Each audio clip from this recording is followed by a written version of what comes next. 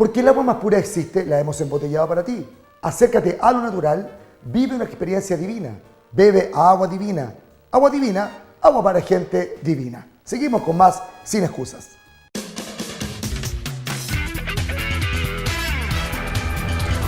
Detergentes JJ es la mejor alternativa. Tiene más de 40 años de trayectoria y ofrece la mayor variedad de productos de limpieza, la mejor relación precio-calidad, efectividad probada en el hogar y en la industria. La gente lo pide. Detergentes JJ. Seguimos con más Sin Excusas.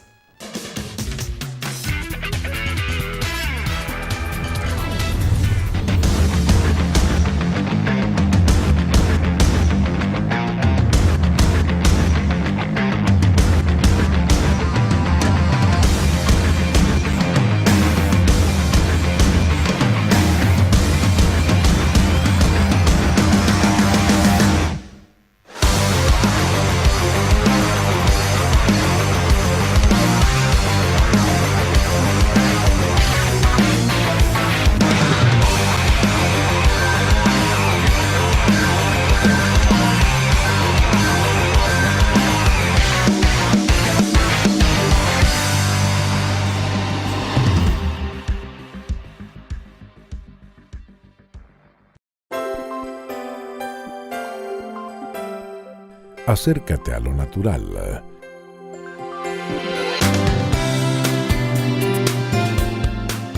Vive una experiencia divina.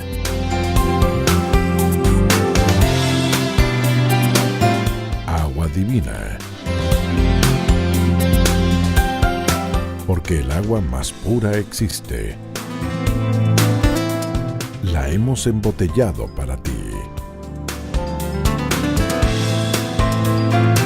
Bebe agua divina.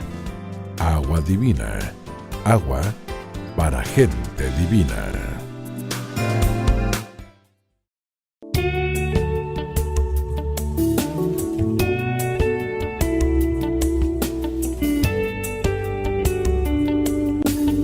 Detergentes JJ es la mejor alternativa. Tiene más de 40 años de trayectoria. Ofrece la mayor variedad de productos de limpieza, la mejor relación precio-calidad y efectividad probada en el hogar y la industria.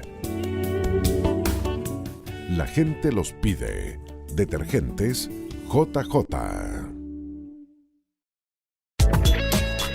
Desde el corazón de Recoleta nace importadora RL Limitada, Sport Total. Líderes en implementación deportiva y acondicionamiento físico con el claro objetivo de poder entregar a ustedes el mejor servicio y un gran compromiso con el deporte en nuestra comuna y en todo Chile.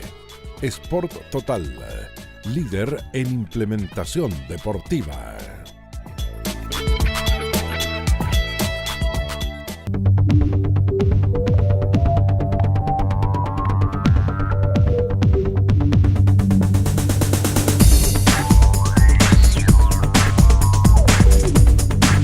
Comercializadora de la Cruz. Soluciones a sus problemas de almacenamiento, transporte y distribución.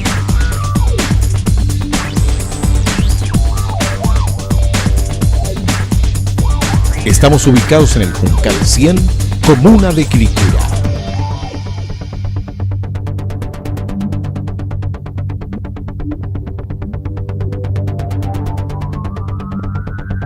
Somos Comercializadora de la Cruz.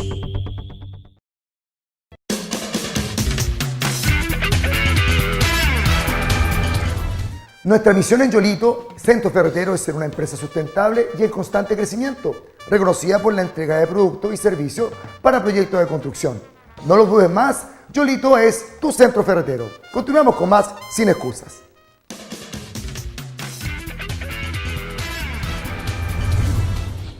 Comercializadora de la Cruz es una empresa de logística y transporte donde la mayor virtud es nuestro poder de reacción. Funcionamos con planificación y con solicitudes de inmediato requerimiento. Poseemos una gran flota de camiones para tu solución. Comercializadora de la Cruz, lejos tu mejor opción. Seguimos con más Sin Excusas.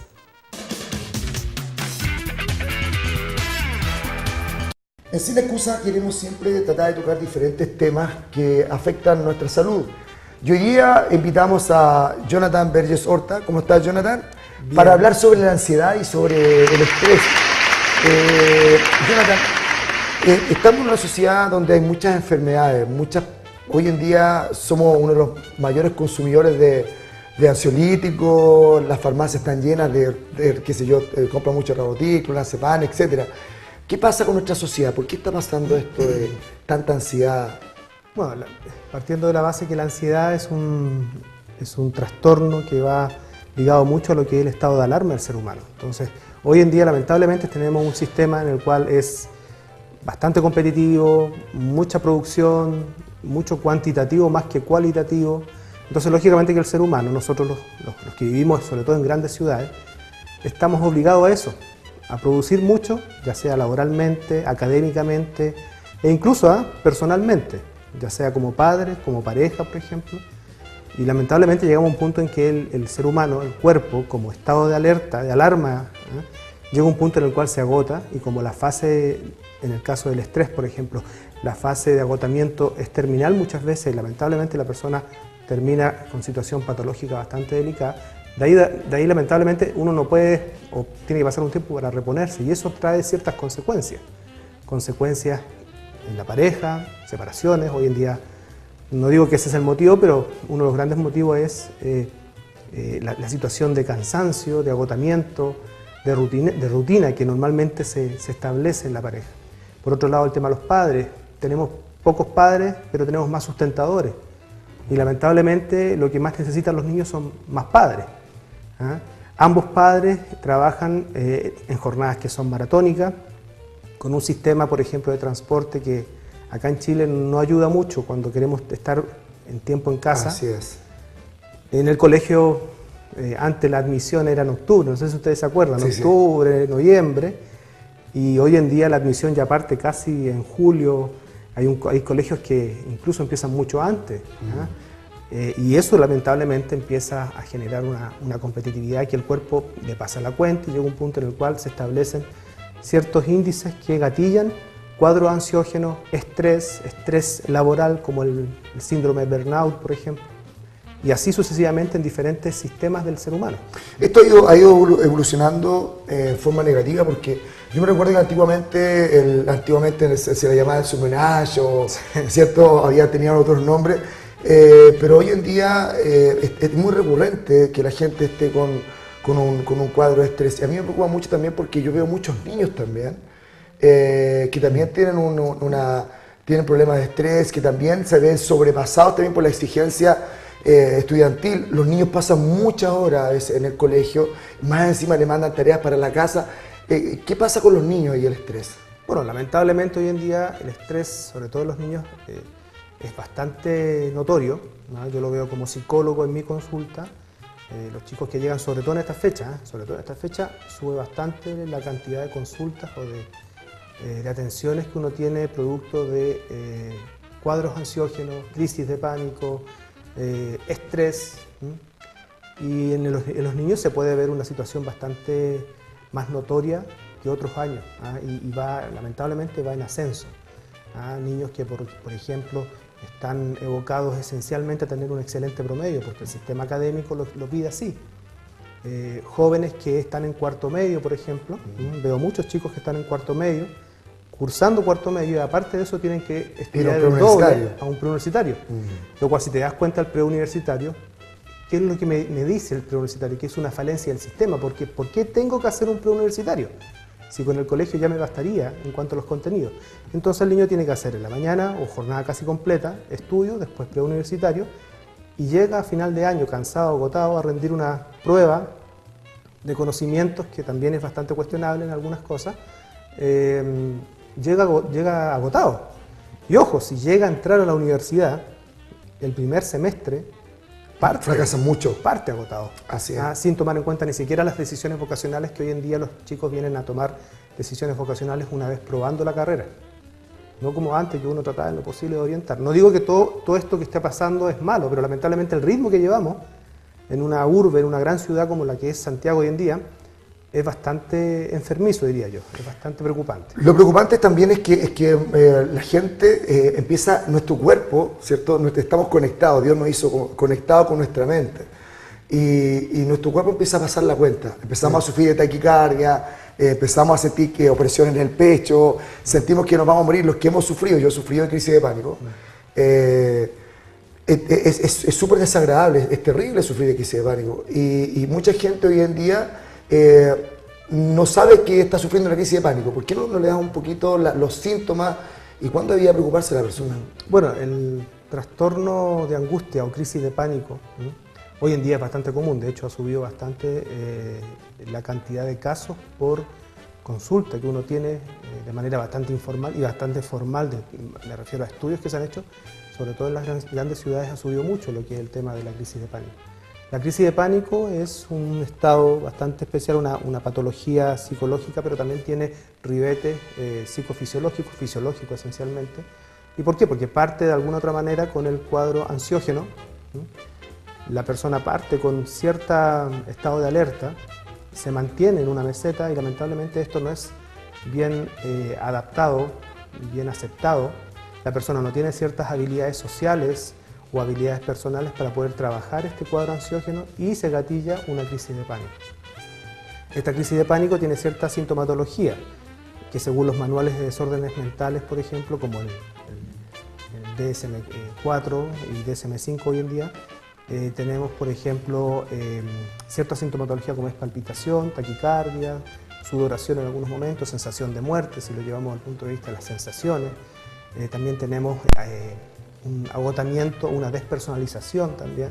Mareos también se sufren mucho. Y claro, y ahí vienen todos los que son más vegetativos, en algunos casos, por ejemplo, como es desmayo, náuseas, vértigos de repente, y eso es continuo, eso llega a ser en algún momento llega a ser invalidante. Yo me acuerdo de una paciente que estaba estudiando obstetricia, una persona que era muy proactiva, pero lamentablemente llegó un punto en el cual, como ella lo decía y lo describía, explotó. Y no podía dormir, no podía rendir como debía ser. Sus relaciones interpersonales decayeron, su relación familiar también, y la crisis de pánico se transformó también en un problema ya casi episodio depresivo en este proceso. Esto pasa también por experiencia, como te contaba, yo sufrí, gracias a Dios ya eso pasó, pero muchas veces tú cuando te sientes solo, o cuando te vas de vacaciones, cuando te vas lejos y sabes que hay un hospital cerca, o una clínica, o un médico, o cuando vas en un avión y sientes un estado de indefensión, como que está está como más a flor de piel, o te puede pasar en cualquier momento una crisis de pánico. ¿Cómo puede una persona controlarse? Porque a mí me pasó, por ejemplo, que una vez me dio un avión, sufrí una turbulencia y empecé a sentirme raro, y yo decía, ¿qué hago aquí si no hay un médico? ¿Qué puedo hacer? Va a hacer que aterrice el avión. Entonces, y a muchos amigos le ha pasado esto en un avión. ¿Y qué puede hacer una persona para tranquilizarse? A ver, primero hay que definir, o más que definir, hay que diagnosticar si realmente es una crisis de pánico. Si es una crisis de pánico, uno evita situaciones que son de alto cuadro ansiógeno, como por ejemplo un viaje. Depende de lo que la persona denote o de alguna otra manera exprese preocupación o un nerviosismo. Es muy común decir estoy nervioso, estoy ansioso. Llegar a un punto en el cual la persona se siente muy presionado y se gatilla este cuadro de ansiedad como la crisis de pánico, y bueno, hay situaciones que van ligadas a lo que es, por ejemplo, como algo muy esperable en esos diagnósticos, como es una farmacoterapia. En eso hay ansiolíticos, hay fármacos específicos que se deben trabajar y de prolongación en el tiempo, porque es un tratamiento, no es llegar y tomarse algo cuando yo esté nervioso solamente. Así es.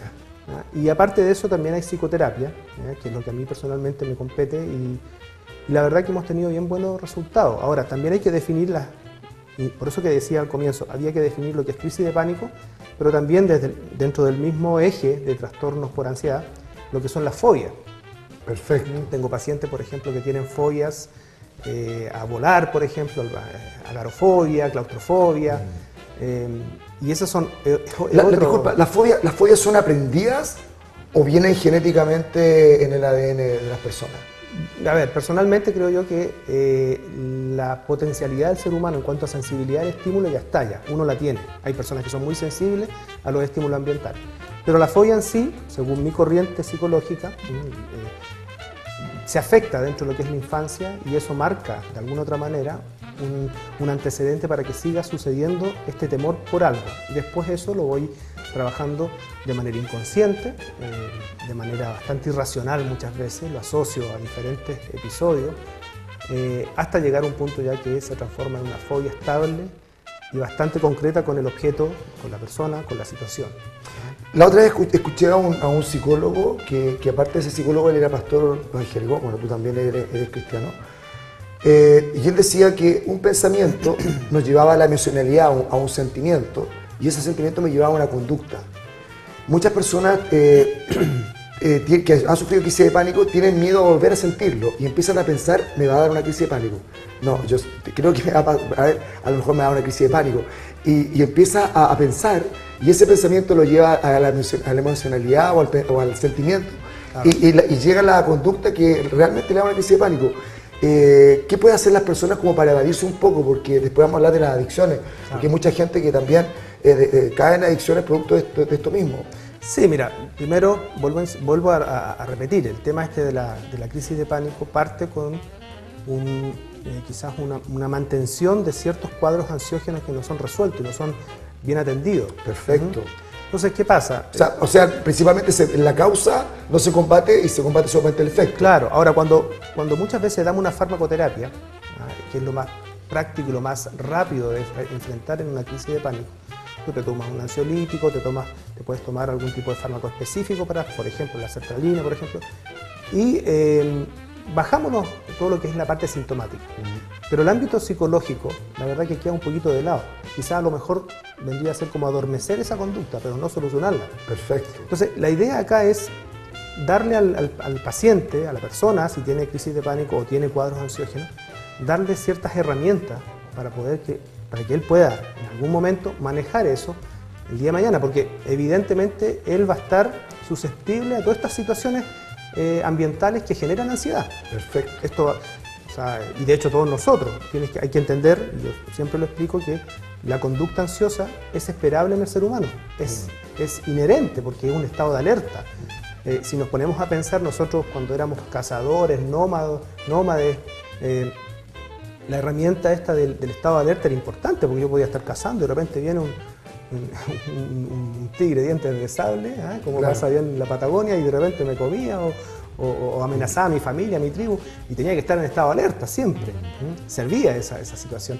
Pero llega un punto en el cual cuando ya no podemos controlar eso se transforma ya en un cuadro ya más patológico, estable. Perfecto. Y centralizado en la conducta de la persona. Y ahí...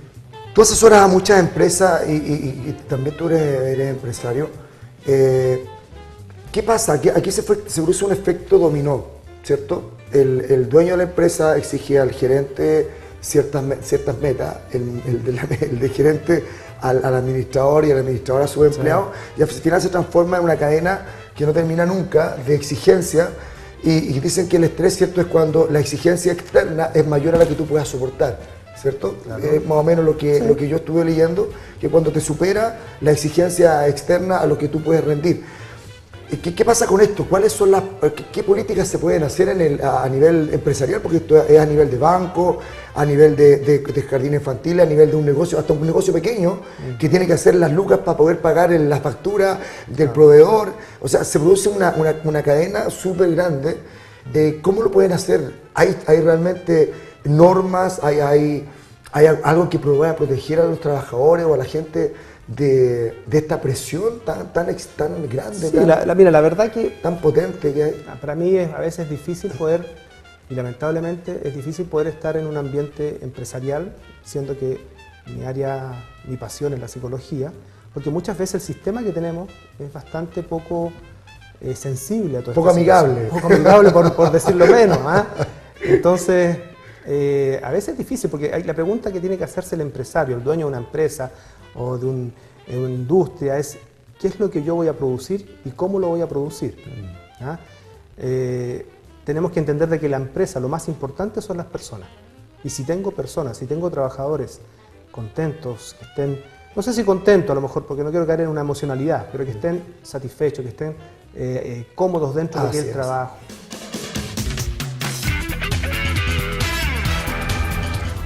Ya estamos de vuelta en Sin Excusa, su ley diferente, y hoy estamos de gala porque tenemos al gran invitado Eric El Tigre Castaño, entrenador de UFC, 7 veces campeón mundial de kickboxing y ahora invitado estelar a Sin Excusa. Qué gusto estar contigo, Eric. Mi respeto y admiración, Cristian. Estoy muy contento porque a pesar de que tú fuiste un peleador bien connotado en las artes marciales, en el karate, cogiste 5º lugar en una Copa Mundial, en un Mundial de Karate, el mejor nivel. Fuiste campeón del mundo de US Open, campeón sudamericano, que tuve el honor de entrenarte.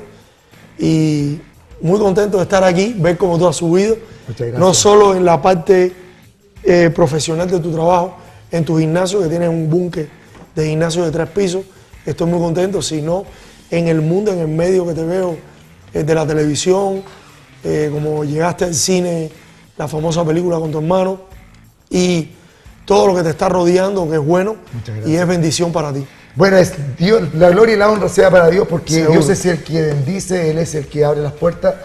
Y Eric, ¿qué pasa con todo este? Tú estás metido en el mundo del UFC, estás metido en el mundo del MMA, y el MMA se da por vía X aquí en Chile. Un saludo para Gonzalo Egas.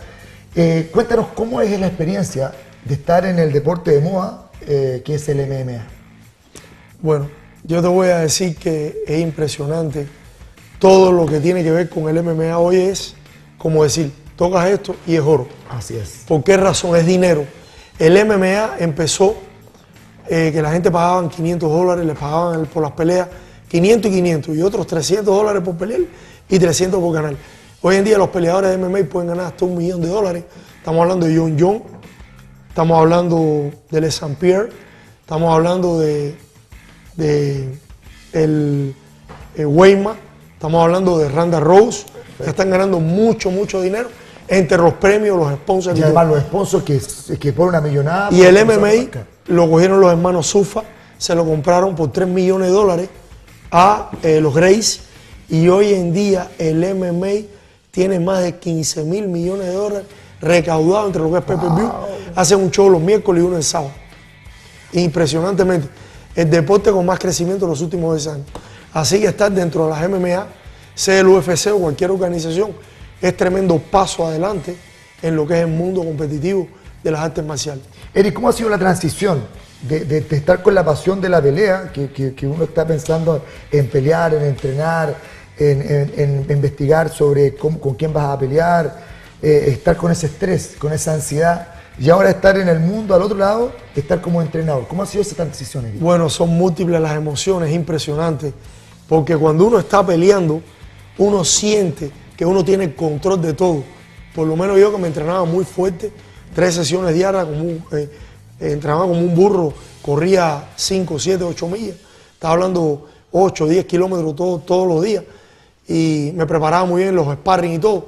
Yo tenía la tranquilidad que yo estaba muy bien lo que yo hacía, y yo me cuidaba de no salir, nunca he tomado alcohol, pero existe el entrenamiento fantasma, que tú no sabes lo que hace el atleta después que tú te vas de la casa. Así es. Y tú no sabes lo que él hace, si él hace el extra del entrenamiento. Entonces uno está siempre nervioso, es la sensación. Y eso también, de haberte retirado, que tú estás acostumbrado, me tiran a la derecha, me voy por aquí, me tiran allá. Cuando uno brinca en la silla, al principio me pasaba mucho, ¿no? Me ponía un poco tenso, me daba calambre en el estómago por la tensión de que el alumno ganara y que no le pasara, no fuera a salir lastimado. Pero siempre José, nuestro amigo José Vicente Urquiza, me decía: Tigre, canaliza las energías, fuiste grande en el mundo competitivo, ahora tienes que ser también grande en el mundo del entrenador. Y entonces eso a mí me dio un consenso donde yo pude fusionar, estar ya dirigido directamente a trabajar en una esquina, y poquito a poco he ido mejorando eso. Tú estás también metido en el mundo del boxeo. Tú estás con varios estás con Arturo Urticó, que está con gran posibilidades de pelear un título mundial. Cuéntanos cómo es vivir en estos dos mundos tan fuertes en los deportes de combate como es el boxeo y el MMA. ¿Cómo lo haces para poder compatibilizar los viajes, los entrenamientos, etcétera? Bueno, existe un equipo de trabajo. El éxito solo no es de una persona, es de una comunidad, de un equipo. Tengo el entrenador Gabriel Pinto, que es tremendo entrenador de jiu-jitsu. Está Mike Luis, mi amigo, mi socio, el abogado que compró la propiedad y nos las donó. Está también Raúl Perón, que fue mi primer entrenador, el psicólogo. Habemos un equipo multidisciplinario. Antes estaba Manolo, estuvo Paulino en un tiempo, donde todo es compartido. Perfecto. Yo puedo tener una cabeza táctica, pero el trabajo se suma y todos sumamos granos de arena para hacer un equipo bueno. En el boxeo estaba el gran amigo mío, el difunto Fernando, que Dios lo tenga bien en sus brazos, que yo sé que él lo recibió con tremenda, era un hijo de tremenda Dios, lobacía. un hijo de Dios. Un saludo para la familia de Fernando Soto, mi amigo Boricua, muy cristiano, sí. El pastor Pavón. Tuve la oportunidad de conocer la iglesia muy a fondo por él, donde siempre yo me acercaba a él cuando él iba a orar por mí, para mis muchachos, por mí también. Cuando yo peleaba, incluso yo ya le prometí que no peleaba más, y fue después de julio, y no lo voy a hacer más. Ya fue mi última pelea, lo juro, ante Dios, por mi familia, por todo, por la edad que uno tiene.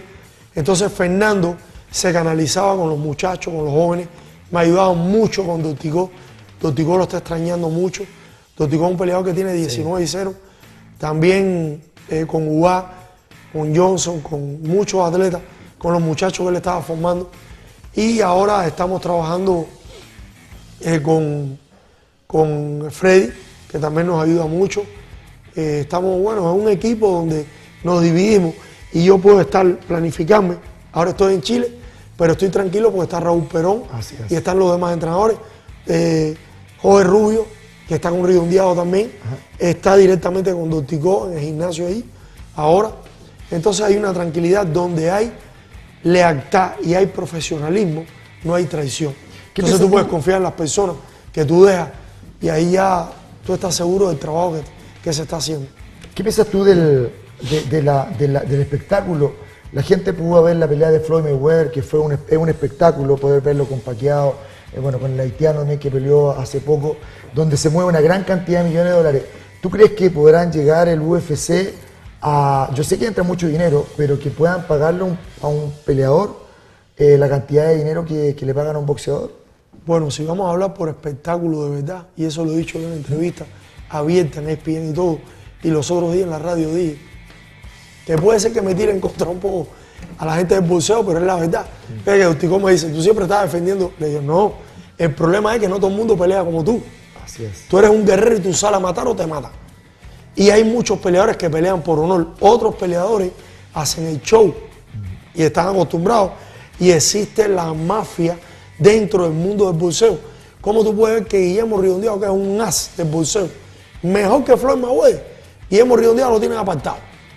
Porque le ganó a Nonito Donaire, el niño lindo Boaro, que fue el peleador del 2012, el filipino, que era la figura que estaban subiendo después de Manny Pacquiao, para dejarlo. Gran peleador Guillermo Redondeado. Pueden meterse en Google. Guillermo Redondeado. Sí, es un apellido francés. Sí, haitiano francés. Haitiano francés. Entonces, ¿cómo ustedes pueden ver, cubano, pero haitiano francés, de descendientes, qué cosas así pasan? Entonces, tú ves un show que hay $1.000 millones.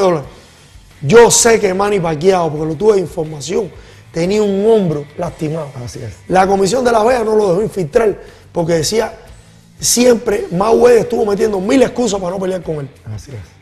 Decía que si se dopaba, le hicieron análisis de droga antes, un mes, y el día, en la semana de la pelea, le hicieron análisis de sangre. Sistema olímpico, que eso nunca lo han hecho. Nada más ha sido análisis de orina. Pero era la parte esta que decía que estaba dopado, que esto que lo otro, y se vio la calidad. Cómo Manny Pacquiao vino de 122 libras, siendo un as. Mi honor para él, me bajo la cabeza, lo ha hecho todo en el boxeo. No estoy criticando a Floyd, pero Floyd es el boxeador técnico-táctica dentro de los 2 o 3 mejores del mundo de la historia. Así es. Técnico-tácticamente hablando. Pero si tú vas a ver el show que hubo con Maidana, como el árbitro estaba protegiendo el referee. En la primera pelea todo el tiempo le metió una derecha y se metió el referee en medio. Así es. Que casi le sacó un diente.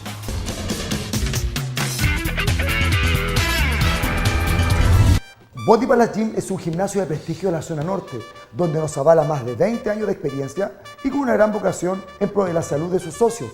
Tenemos una gran variedad de clases grupales y horarios flexibles pensando en ti y en tu salud. Body Palace Gym, lejos tu mejor alternativa. Seguimos con más Sin Excusas, su ley diferente.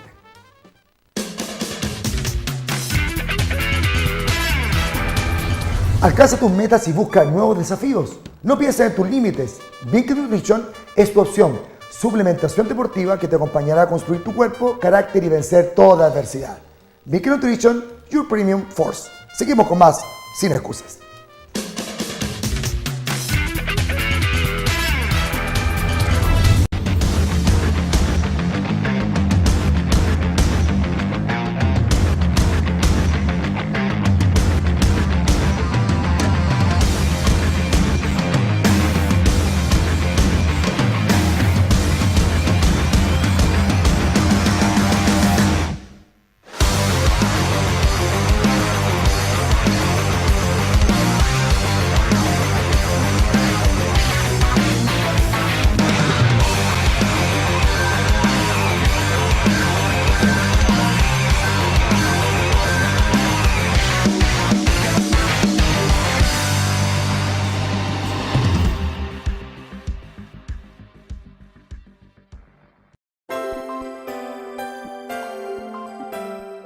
Acércate a lo natural.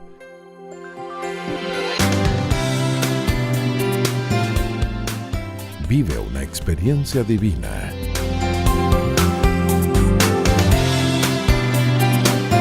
Agua divina. Porque el agua más pura existe. La hemos embotellado para ti.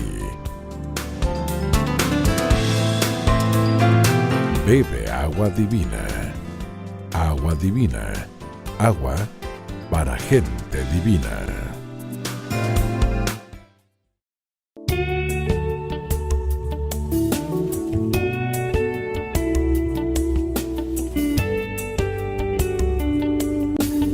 Detergentes JJ es la mejor alternativa. Tiene más de 40 años de trayectoria. Ofrece la mayor variedad de productos de limpieza, la mejor relación precio-calidad y efectividad probada en el hogar y la industria. La gente los pide.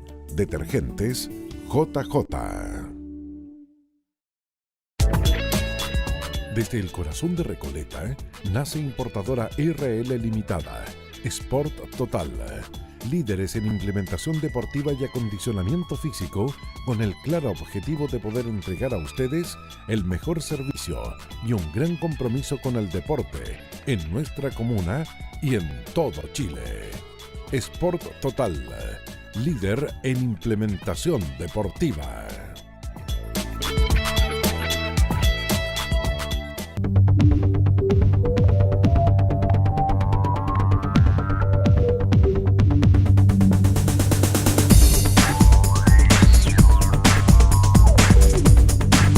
Comercializadora de la Cruz. Soluciones a sus problemas de almacenamiento, transporte y distribución.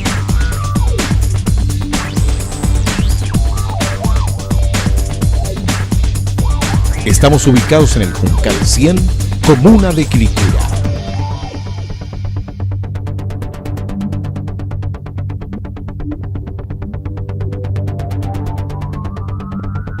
Somos Comercializadora de la Cruz.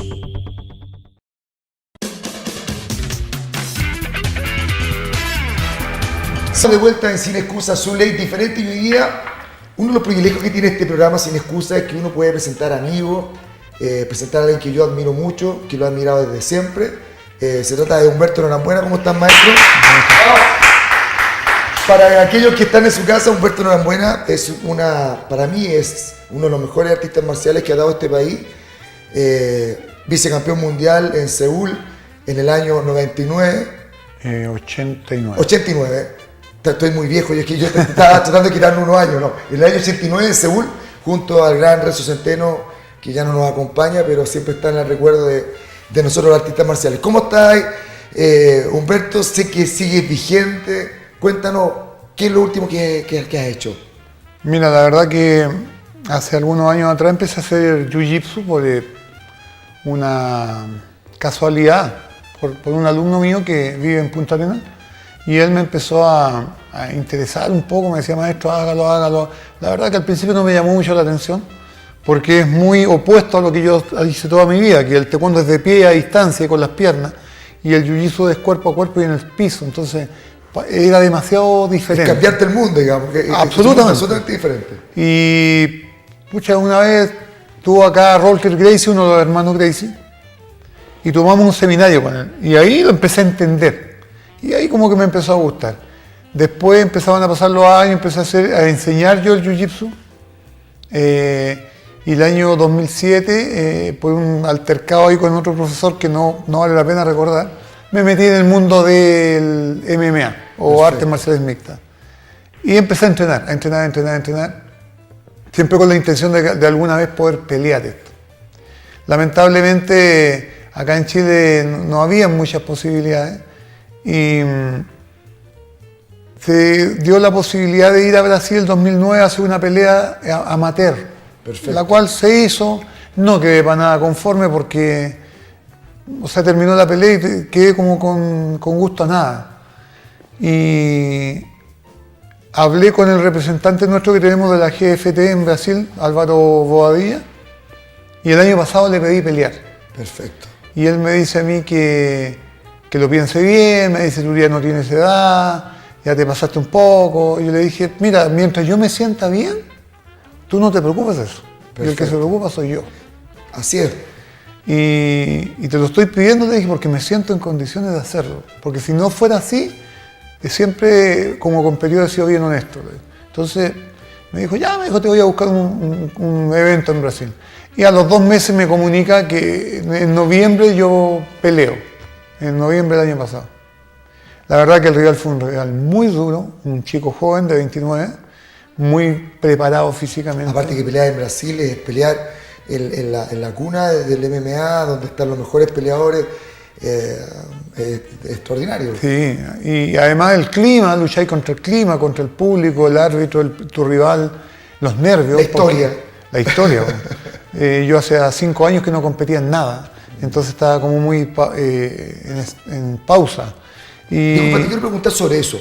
A mí me pasó, no sé si te pasó lo mismo a ti, cuando uno de repente tiene que volver a sentir en el tatami o en la jaula en el caso tuyo o en el ring, volver a sentir lo que sentía antes. Uno trata de retroceder un poco en la memoria emotiva. No sé si te pasó eso, sí, de volver a sentir, porque uno cuando está en constante competencia, uno automáticamente uno sube y uno siente todo lo que... Sí. Pero volver después de años como que cuesta un poco. No, cuesta porque digamos, la resistencia de entrenar, tú podías, no sé, aguantar 2 horas entrenando. Así es. Pero la resistencia de pelear de verdad es otra cosa. Así es. La adrenalina, todas esas cosas son una mezcla muy extraña y te agota increíblemente. De hecho, yo en esa primera pelea, en el primer round, que en el video no se notó, pero estaba muy cansado en el primer round. Entonces, de ahí el entrenador me empezó a gritar un par de cosas, que aquí había venido Brasil, y ahí como que empecé a armarme de valor más que de estado físico. A sentir un poco más. Sí, un poquito más la pelea. Seguro. Y el segundo y tercer round, ambos ya estábamos muy cansados, pero hubo una diferencia bastante notoria. Mi rival estaba mucho más golpeado que yo. Perfecto. Yo lo golpeé mucho. Lo golpeé 52 veces en las piernas. Wow. Sí, le pegaste mucho low kick. Sí, yo creo que increíblemente, no bailar o caminar en varios tiempo. Claro, increíblemente el taekwondo no tiene low kick. Sí. No, nunca lo usamos y fue lo que más usé en esa primera pelea, porque además iba con una lesión bastante complicada en la cadera y no me permitía tampoco levantar mucho la pierna. Entonces mi arma fue lo que había en ese minuto, que era la patada baja. Y creo que la usé bastante bien, porque mi querido amigo allá quedó bastante lesionado. Me quise despedir de él al día subsiguiente y su entrenador me dijo, olvídalo, está en cama, no puede caminar. Ahora, ¿cuántas horas tienes que entrenar? Porque igual a ver, la carga de trabajo que tú tienes es muy grande. Tú das clases, formas gente. ¿Cuántas horas te estás dedicando a entrenar diariamente? Porque tú eres un ejemplo para muchos artistas marciales y gente que hace deporte que no está viendo en sus casas. Mira, la verdad que cuando no estoy compitiendo, a lo menos 2 veces al día. Perfecto. A lo menos. En la mañana la parte física y en la tarde la parte técnica. No va a menos de 1 hora y media más o menos cada sesión. Perfecto. Y cuando ya estoy preparándome para una competencia, intento hacerlo 3 veces al día. Perfecto. Ahora cuéntame una cosa. Quiero retroceder un poquito en el tiempo. El tema de cuando tú empezaste a hacer taekwondo. Yo me recuerdo, bueno, tú fuiste un referente para mí, lo tengo que decir públicamente, cuando tú entrenabas con el maestro Kim. En esos años, cuando estaba en el gimnasio en Providencia. Yo me recuerdo que tú fuiste un sudamericano, que saliste en el día de la tercera, hubo un reportaje tuyo porque fuiste a pelear, si no me recuerdo, fue un sudamericano. A Brasil, sí. A Brasil. Y saliste campeón y bueno, la gente quedó toda como muy convulsionada porque nadie tenía idea que había un taekwondista chileno compitiendo en Brasil. ¿Cómo fue esta experiencia de empezar a luchar contra la adversidad? Porque tú tienes que tener una capacidad de resiliencia muy grande para seguir las artes marciales, porque en realidad es un deporte que tú has hecho por años y que ha sido un poco reconocido en Chile, a pesar de todos los triunfos que has tenido. ¿Cómo empezaste a formar este guerrero y en qué se empezó a basar tu vida competitiva? Bueno, en ese evento en particular que se le llamó la Olimpiada de los Inmigrantes en Brasil, en San Paulo, yo estaba solo. Había ido a trabajar allá, mi maestro estaba viviendo allá en ese tiempo, yo lo seguí, después que él se fue de acá de Chile, se radicó allá, y yo lo seguí para poder seguir aprendiendo. Y se dio la posibilidad de este evento, donde participaban extranjeros e hijos de extranjeros. Perfecto. Ningún brasilero puro, entre comillas. Yeah. Y se me dio la posibilidad de competir, me inscribí, pero era el estandarte, era el aguatero, era el competidor, el era el deportivo, el abanderado, era todo yo, pues. Entonces, porque iba solo. Claro. Si en la delegación, en el desfile, todos los países que estaban ahí llevaban su filita para atrás y yo iba solo, iba con el niñito chiquitito que llevaba el nombre de Chile y yo atrás solo. Perfecto. Y creo que esa cosa marcó una etapa importante en mi vida porque aprendí a pelear solo. De hecho, ahora las 2 primeras veces que fui a Brasil también fui solo y la gente me decía, pero maestro, ¿cómo vas solo? Porque en esa oportunidad que tú me recuerdas, fue así. Y la final la peleé con un brasilero francés, que hasta el día de hoy somos muy amigos, nos hicimos amigos después de esa pelea. Sí. Y tuve la gracia o la buena fortuna de ganar ese campeonato y de sentirme diferente, pero nunca marcó en mí un cambio de personalidad como les ocurre a otros peleadores. Perfecto. Que se marean con las luces. Así es. Yo siempre les digo eso, independiente del país que tú pelees, el título que tú ganes, tú siempre tienes que ser el mismo, porque si no, lo conversábamos hace un par de días en el gimnasio con unos alumnos. Entonces el maestro Humberto Norambuena hoy día ha ganado 3 veces consecutivas en Brasil. Ahora acaba de pelear el sábado, vuelve a ganar. Entonces, no, perdón, mantente a distancia porque yo soy el campeón. No. Creo que esa es una vanidad estúpida que a los cabros más jóvenes tal vez les puede afectar. Se les puede venir un poquito de humo a la cabeza. Pero ya una persona con más experiencia ya sabe ya que esas son partes del juego.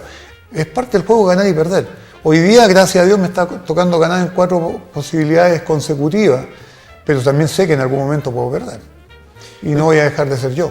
Cuéntame una cosa, el taekwondo tuvo un desarrollo muy grande en Chile. Tuvo un desarrollo muy acelerado, salieron grandes competidores. El más grande fuiste tú junto a Rezo, que en resultado, digamos, a nivel mundial, si me equivoco, me corriges, por favor.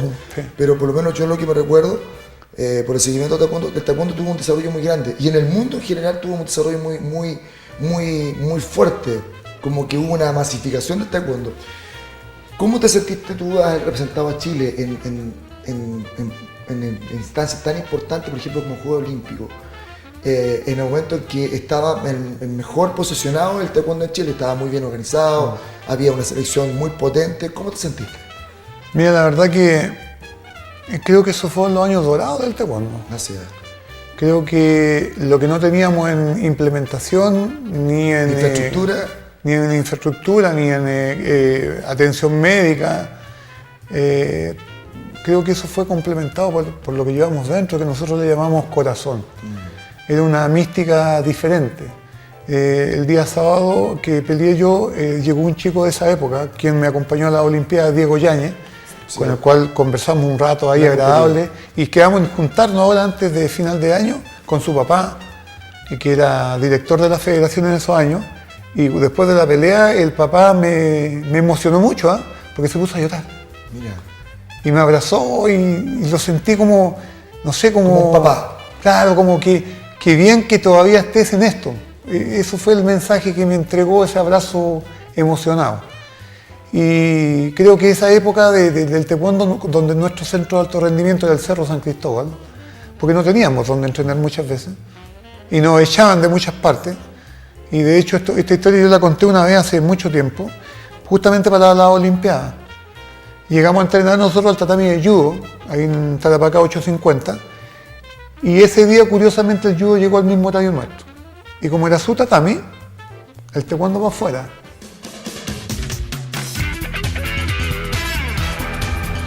De vuelta con Diego Muñoz, estoy muy entretenido conociendo más de la vida laboral y teatral y actoral y de director también de mi amigo.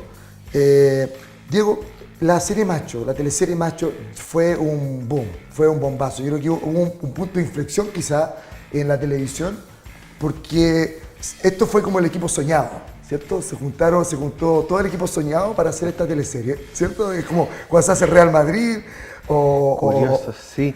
o estoy siendo muy... O sea, es mucho decir, como que también hubo suerte, no sé. No, una visión, hubo una visión. Guardemos las proporciones, no soy Gareth Bale. ¿Por dónde irle mal a esa teleserie con los monstruos que habían protagonizando? Sí, pero... Anduvieron súper... Aparte que la temática también de la teleserie fue bastante interesante, la gente aprendió mucho, le gustó mucho. ¿Cómo fue tu experiencia en esa teleserie? ¿Cómo te sentiste? ¿Te sentiste cómodo? ¿Te sentiste realmente parte de esa familia o te sentiste medio...? Sí, fue bien especial todo, porque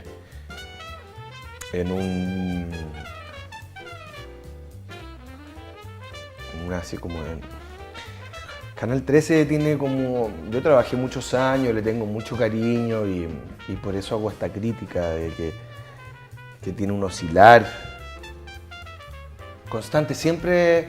Nunca así como de alza sostenida o baja sostenida, sino que siempre ha estado como ahí y como que está que se cierra la área dramática y se vuelve a abrir. Y en un proceso, en un momento como bien ahí abajo estábamos en el Canal 13. Digo estábamos porque yo antes hice Cerro Alegre, qué sé yo, que le fue bien y que después el 2000 no sé qué se hizo, después una cosa del fútbol, después todo se fue a la cresta. Y entonces... Cuando tú estás en un momento así tan bajo, además estáis bajo de lucas, ¿cachai? Y además estamos hablando de lucas inmensas, que son las de un canal como el Canal 13, que no estáis hablando de pérdidas de un palo, 2 palos, sino que de 1.200, 1.500, 2.000, 3.000... Y aparte que el aire, la conversación de pasillo, es todo como dramático, es todo como dramático, es todo durísimo, y entonces venir con un proyecto... rupturista, nuevo, encabezado, que este era el Avero Saquel, en el que además tenéis que decirle, no, es que esto no es llegar y la idea nomás, además no tenemos que traer al Tito Noguera, además tenemos que hacer miles de cosas, tenemos que invertir en esta teleserie. Te podí llegar un portazo tremendo ahí, yo por eso te digo, o sea, partió, ya fue bien especial desde el comienzo. Nadie estaba en el canal porque el canal no estaba contratando a nadie, entonces cada actor tuvo que negociar su entrada. No es como que a veces tú eres parte un poco del staff, ¿cachai? Que te pescan por la teleserie y te ponen y pescan a otro. Este también está con contrato, metámoslo y así. No, estos eran todos, entonces eran reuniones larguísimas de las Vero con cada uno de nosotros, después no sé qué el tema de las lucas, después no sé qué el personaje de esto y lo otro. Pero...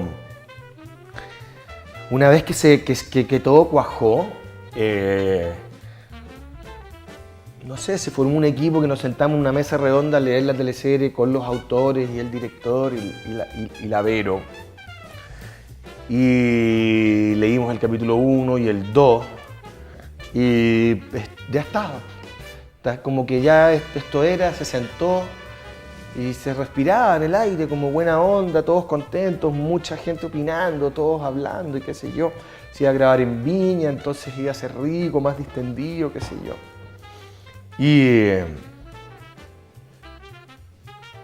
Y después viene el tema de las campañas publicitarias antes de que empezara la teleserie, que eso fue, bueno, también un gran apoyo, digamos. Una apercú. Sí, una apercú, como dice el cubano, porque el mangazo que se pegaron poniendo las fotos de todos los hijos en la Kennedy y después dijeron que se las habían robado, yo no sé si se las robaron o no, pero ya eso ya al tiro calentó más la pantalla. Exacto. Después los comerciales de perros de la calle y de Full Monty. Antes de tallar imágenes, imagínate Full Monty y perros de la calle, no éramos ninguna de las dos cosas, pero se estaba apelando un imaginario masculino, entonces, que era lo que tenía la Vero en la cabeza, ¿cachai? Los guionistas por su parte escribiendo, tratando de sacar la mayor cantidad de libretos, pero estábamos prometiendo algo que se venía en marzo, ¿cachai? Y teníamos con cueva 2 capítulos. Contra el tiempo. Y toda esta maquinaria y toda esta gran ilusión, ¿cachai? Que finalmente eso era. Pero, no sé, como que se juntaron ahí los astros, los actores, los equipos, la energía, es que había una energía demasiado positiva. De hecho, lo que al final de tu pregunta me dijiste, y fueron como una gran familia, de verdad que sí, porque esto era en marzo y nosotros para el 18 de septiembre, o sea, casi 8 meses después, contratamos un bus y nos fuimos a la casa de Felipe Brown, todos con sus parejas, los que tenían pareja, el Tito Noguera no con la de la teleserie, sino que con su mujer y con sus hijos, ¿cachai? Qué buena. Con la Claudia Berger, ¿cachai? Con la Emilia, no sé si fue la Emilia chiquitita, parece que sí, en esa época ya era chiquitita, hoy día ya una tremenda actriz, y Damián. Y así todos nos fuimos en este bus, Gonzalo con Ali, con el perro gigante y todos, a pasar el 18 como una gran familia, una volada insólita. Que se fue poco en televisión eso. Se da muy poco, claro. Nos pasamos todo el 18 y el bus viajó después el domingo en la noche y nos dejó el lunes en la mañana en el canal 13. Ya. Como una pasada por el baño del bus, loco. Y a bajarse a grabar. A grabar. Dormimos toda la noche, pero nos arrendamos un ejecutivo pirulo para dormir bien estirados, ¿cachai? ¿No? Pero llegamos a grabar el lunes, loco, después del 18. La maquilladora tuvo que hacer un trabajo joyería. Imagínate, la que lava las uñas, compadre, todo lleno de carbón, pura parrilla. Pero bueno, lo pasamos de bien. Oh, increíble. Y eso se produjo una cohesión mucho mayor. Que yo creo que la cohesión no tan solo en la televisión, en el deporte. Por eso lo que hablábamos delante del tema cíclico es lo que justamente hace perder la cohesión. Cuando tú pierdes el foco del objetivo que tú quieres lograr. Y en televisión se pierde muy rápido.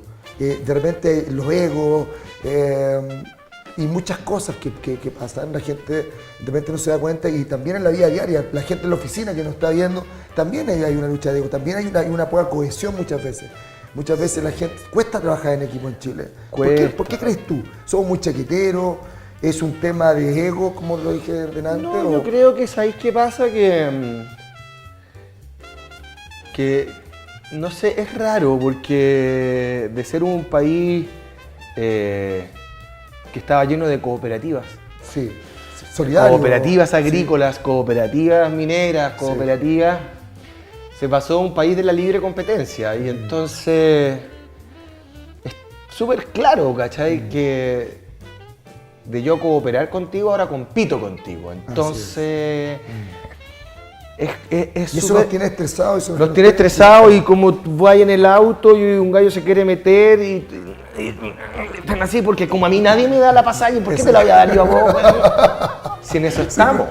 Eso es. Si y eso es lo que los tiene enfermos. Y eso porque, pero yo estoy así porque a mí nadie me la da, ¿cachai? Entonces, ¿cómo te hay que ser alguna vez el primero? Dar la pasada y qué sé yo. Y eso. La gente no tiene ni siquiera y esperar que tampoco te agradezcan o que, no, o que claro. ni siquiera te miren. Y después veis las noticias y veis que las colusiones y cómo te cagan. Entonces además empecé a desconfiar y tú creías que ese gallo era bueno, pero en verdad también es malo. Y ahora jaude y todos mienten y nadie nos dice la verdad y entonces... si el gallo que es público puta, y mate y el otro, entonces vos que ni te conozco, ¿qué menos por lo que sale, loco? Y antes no, por las ollas comunes, no sé, un país más pobre, pero mucho más solidario. Que de hecho la O sea, Teletón, creo yo, es que como mucho lo más. que va quedando. Ahora, esas cuéntame. campañas Chile ayuda a Chile, ¿te acuerdas? Y los inviernos, Chile ayuda a Chile. Sí. Ahora, ser confiable, yo creo que lo personal, no sé si tú estás de acuerdo conmigo, es mejor que un posgrado en Harvard, es mejor. Ser confiable es un tesoro que la gente puede tener.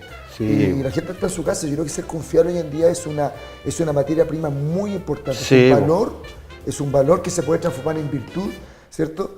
Y que realmente es muy necesario. Diego, tú estás siempre haciendo cosas. ¿Te gusta? Ahora te quieres meter no sé si lo puedo decir en cámara, pero sí, claro. Te quieres entrar en una Nightclub. Estás bailando, estás saliendo en la segunda vuelta, digamos. Quieres hacer una obra de teatro muy power, y que la otra vez lo conversamos en un asado por ahí, estuvimos conversando sobre el tema. Cuéntame un poquito sobre eso, ¿cómo va ese proyecto? Esta obra, a ver, en febrero, antes de conocernos. Sí. Antes de lanzar nuestro primer puño. Antes de lanzar el primer puño. Yo fui al Festival de Berlín con la película El Club. Sí. Estando allá me encontré con mi gran amigo Sebastián Silva, que estaba también nominado en otra categoría por su película Nasty Baby. Eso es un documental. No, es una categoría en la que es un poco, no es decir cine gay, pero sí es, en el fondo es una categoría que se hace cargo de las problemáticas que son un poco más complejas. Perfecto. Y menos aceptadas hoy día un poco por la sociedad más conservadora. Perfecto. Entonces no es solamente homosexualidad, sino que también, pues, no sé, desde el punto de vista del racismo. Sí, o lo que pasa en Nasty Baby, que es Perfecto. unos amigos que le piden a una amiga que preste su vientre Perfecto. como de alquiler, ¿cachai? Para que ellos puedan tener una guagua, ellos que son pareja, Perfecto. que son gay. Y entonces invitaron a Sebastián y se ganó el Teddy Bear, de hecho. Wow. El Oso de Berlín es el premio que se ganó, bueno, Pablo y la película iraní, bueno, y todas las otras que ganaron. Pero el club en este caso, y Sebastián se ganó en su categoría, que es un osito como más tierno, más redondo, más chiquitito, no este oso así como gris que está así como en guardia, como medio de box, que es el galardón del festival. Y estando allá en Berlín, conversando, qué sé yo, me dice, bueno, vi una obra increíble de un amigo mío que vive allá en Nueva York, que se llama Nick Jones, y me encantó la obra, la encontré filete. ¿Y de qué va? Le pregunto yo. Y me dice, mira, ¿sabes qué? Mejor los voy a poner ustedes dos en contacto y te voy a mandar la obra. O que te la mande, ¿cachai?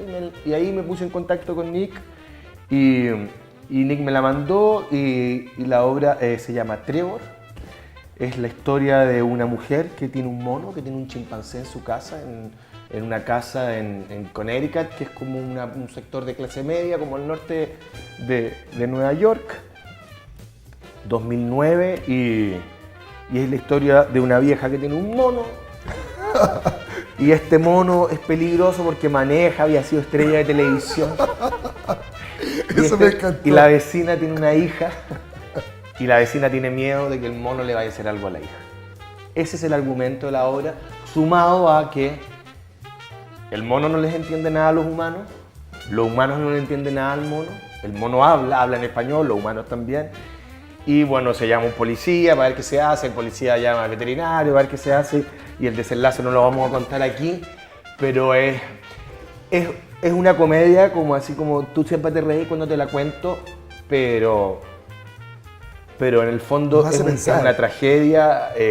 La obra está basada primero en la muerte de un vendedor viajero, que es como la estructura dramática, pero también en una noticia que salió en Estados Unidos que una señora llamó al 911, de hecho están los archivos en YouTube por si los quieren buscar, donde está el llamado telefónico donde ella pide ayuda porque su chimpancé le acaba de mascar los brazos y la cara a una amiga de ella, ¿cachai? Y ahí queda la escoba, de hecho ahí está toda la rehabilitación de esta mujer y qué sé yo.